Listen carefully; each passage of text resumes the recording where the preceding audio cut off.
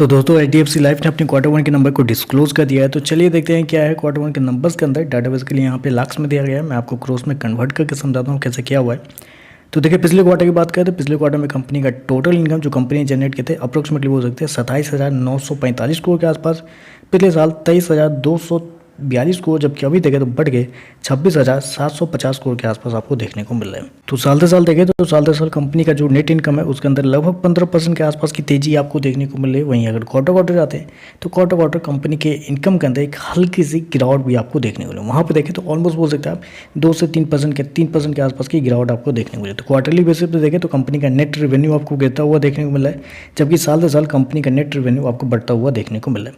Company के net premium income की बात कर लेते हैं, क्योंकि कंपनी का मेन बिजनेस तो यहीं से जनरेट ऑपरेट हो किया जाता है। तो देखिए पिछले क्वार्टर में कंपनी ने लगभग बोल सकते हैं 20,533 करोड़ कंपनी जनरेट किए थे। पिछले साल 11,507 करोड़, जबकि अभी देखें तो 12,548 करोड़ के आसपास आपको देखने को मिला। तो यहाँ पे देखें तो यहाँ पे कंपनी का जो नेट प्रीमियम इनकम है उसके अंदर लगभग बोल सकते हैं आप 10% के आसपास की तेजी आपको देखने को मिली। जबकि मैं आपको बता दूँ मार्केट का मानना था कि इस क्वार्टर में कंपनी का जो नेट प्रीमियम इनकम है उसके अंदर लगभग 22% के आसपास की तेजी आपको देखने को मिलेगी। तो उसके मुकाबले देखें तो यहाँ पे कम आपको देखने को मिला है कंपनी का नेट प्रीमियम इनकम।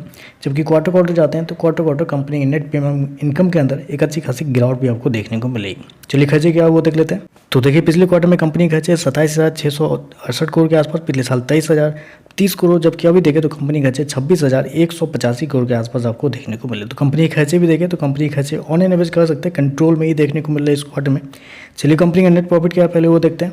तो पिछले क्वार्टर में कंपनी का प्रॉफिट 411 करोड़ के आसपास था, पिछले साल 416 करोड़ के आसपास, जबकि अभी देखें तो कंपनी का प्रॉफिट बढ़ के 478 करोड़ के आसपास आपको देखने मिला। तो साल से साल देखें तो साल से साल कंपनी के प्रॉफिट के अंदर एक अच्छी खासी तेजी आपको देखने को मिली है।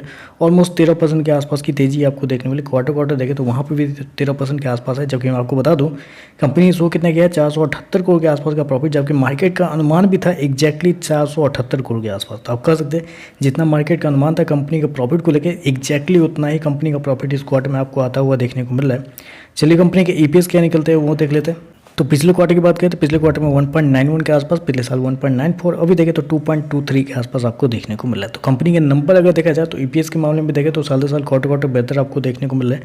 ओवरऑल अगर देखा जाए तो मेरे हिसाब से कंपनी के जो नंबर है वो आपको मतलब थोड़े से इनलाइन आप बोल सकते हैं या उससे थोड़े से नीचे आप कह सकते हैं, क्योंकि प्रॉफिट की बात करें तो एग्जैक्टली उतना ही आपको आता हुआ देखने को मिला है जितना मार्केट का अनुमान था। लेकिन कंपनी के नेट प्रीमियम इनकम को देखें तो वहाँ पे मार्केट का अनुमान थोड़ा ज़्यादा था इस क्वार्टर में कंपनी के नेट प्रीमियम इनकम के लेके, लेकिन वहाँ पे कंपनी की तरफ से थोड़ा सा मायूसी आपको देखने को मिल रही। तो चलिए बस आज के लिए बस उतना ही। वीडियो पसंद आए तो लाइक कीजिएगा, साथ में साथ चैनल को सब्सक्राइब जरूर कीजिएगा। धन्यवाद।